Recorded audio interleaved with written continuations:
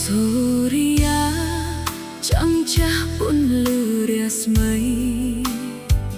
ប្រៀបដូចចរណៃសម្រស់គ្មានអ្វីប្រៀបបានអូនមានសំណាងបានស្គាល់រូប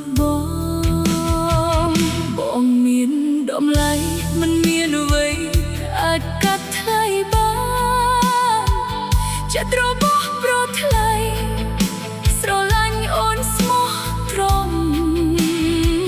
គ្មានថ្ងៃព្រួលប្រែអូនព្រមស្នេហ៍បងកាន់ដៃអូនក្រាបតម្រៀបការដោយពេញមុខថ្ងៃនេះទៅមុខ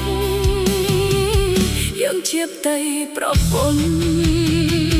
អូនមានបេះដូងស្មោះតើជូនបរោដែលអូនស្រឡាញ់បងជាស្វាមីបងគឺជាផ្ទៃ